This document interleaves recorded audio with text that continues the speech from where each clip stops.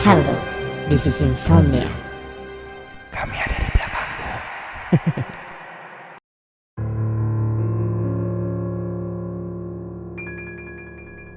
Halo para pendengar Insomnia.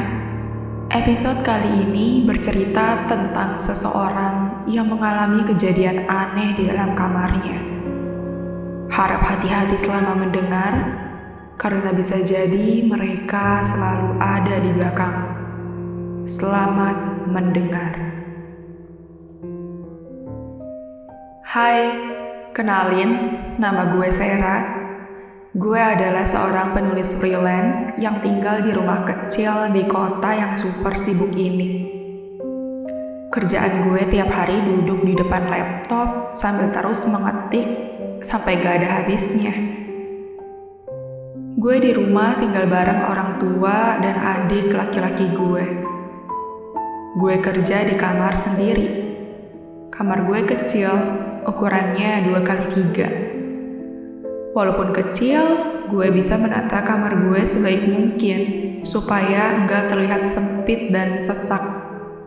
Benda-benda yang gue pakai di kamar ini adalah benda-benda minimalis. Gue emang hobi ngedekor kamar sendiri sampai terlihat estetik. Di dindingnya gue tempel poster-poster K-pop. Ada sekitar 4 poster. Itu karena gue emang suka K-pop. Gue ngikutin boyband K-pop tuh dari pas zaman SMA. Apalagi BTS. Gue suka banget sama mereka. Sampai akhirnya gue hobi ngoleksi album, merchandise, sampai poster mereka. Gue juga suka ngikutin berita-berita mereka.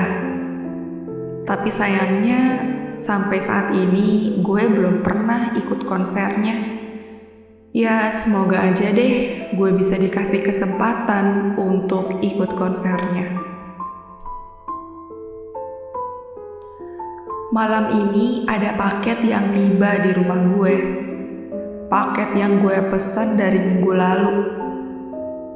Paket itu adalah poster terbaru dari bias atau favorit member BTS gue. Gue bawa paket itu ke dalam kamar.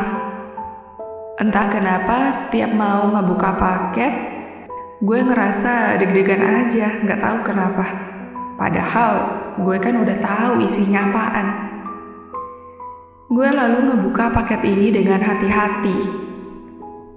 Dan pas dibuka, ya Tuhan, ganteng banget. Sebuah poster berukuran A3 dengan gambar seorang pria dewasa berkulit putih. Hidungnya mancung, bulu matanya lentik. Sampai ngeliat wajahnya, gue selalu berdoa. Ya Tuhan, kirimin aku jodoh yang kayak dia. Ginilah keseharian gue, kebanyakan ngehalu. Gue kemudian memutuskan untuk menempel poster ini di dinding meja tempat gue kerja. Yang tepatnya tuh ada di atas laptop. Gue sengaja tempel poster di situ ya biar gue semangat kerjanya. Lalu sudah pukul 10 malam, gue masih duduk di depan laptop sambil mengetik sebuah artikel. Capek juga rasanya. Suara apaan tuh? Pas gue lihat ke belakang, gak ada benda yang jatuh sama sekali. Apa itu suara dari luar jendela ya? Tapi kan jendela udah ditutup. Emang suara dari luar bisa kedengeran apa? Kok gue jadi overthinking gini? Udahlah, lanjut ngetik. Gue lalu memutuskan ke belakang untuk menuju jendela. Saat jendela gue buka, di bawahnya gak ada apa-apa selain seekor kucing hitam yang sedang duduk ngeliatin gue. Kamu, hush, pergi sana Meng, udah malam, tidur. Lalu jendela gue tutup dan kembali pergi ke meja kerja. Waktu sudah menunjukkan pukul 10:30 malam. Dan lagi-lagi gue ngerasa ada hawa aneh di belakang gue. Pas nengok ke belakang, gak ada apa-apa. Tapi kok gak tahu kenapa ya, rasanya mata ini selalu ingin melihat ke belakang. Gue jadi ngerasa agak khawatir. Tapi gue mencoba mengabaikan perasaan itu dan melanjutkan kerjaan. Tapi semakin lama, perasaan itu semakin kuat. Dan gue ngerasa semakin tidak nyaman. Gue mencoba untuk berpikir bahwa itu hanyalah imajinasi gue aja. Tapi gue ngerasa semakin yakin bahwa ada sesuatu yang gak beres. Kayak ada sesuatu yang mengintai dan mengawasi gerak-gerik gue. Udahlah, gue pun akhirnya memutuskan untuk tidur. Namun sebelum tidur, gue pergi ke kamar mandi. Dan ketika selesai dari kamar mandi, lalu kembali menuju kamar, tiba-tiba ada bayangan hitam yang lewat di pintu kamar gue dengan cepat. Kejadian itu berlangsung beberapa detik saja, tapi mata ini jelas menangkap bayangan itu. Hah? Astaga, itu tadi apaan? Gue jadi merasa takut dan langsung berlari masuk ke dalam kamar. Seketika, hawa kamar ini berubah menjadi sangat dingin. Tapi gue berusaha untuk tenang dan berpikir positif.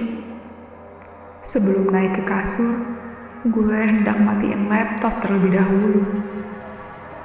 Namun, tiba-tiba gue ngerasa ada yang menyentuh pundak gue.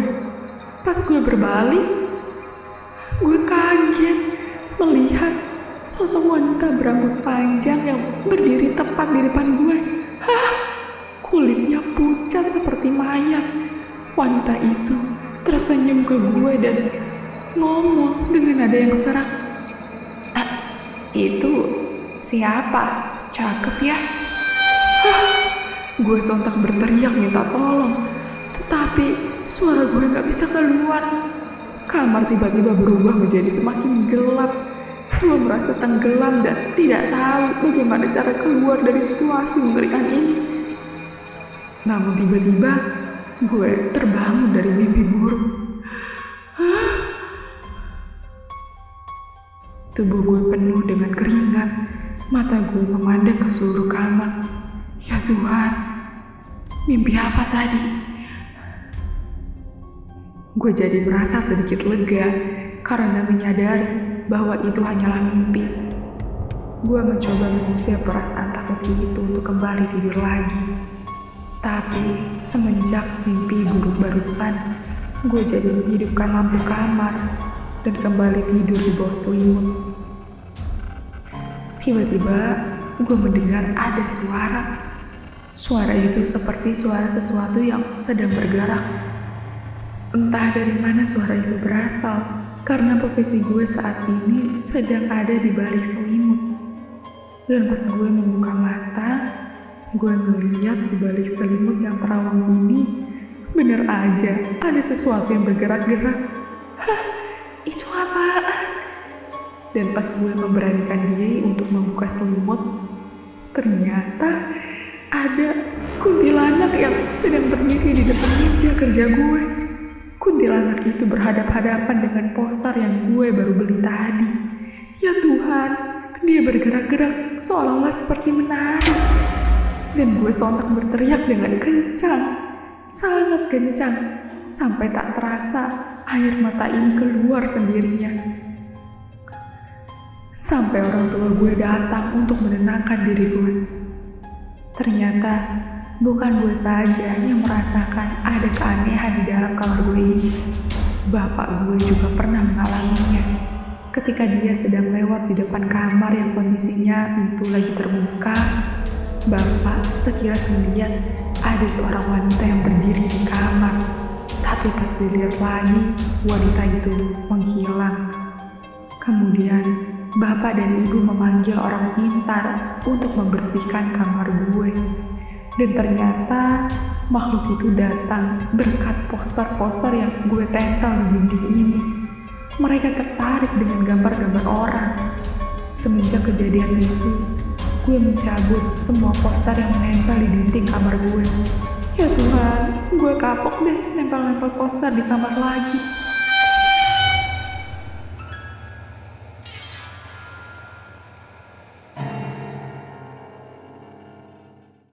Gimana penonton untuk konten kali ini? Menurut kalian cerita ini nyata atau tidak? Jangan lupa tulis cerita horor kalian di kolom komentar.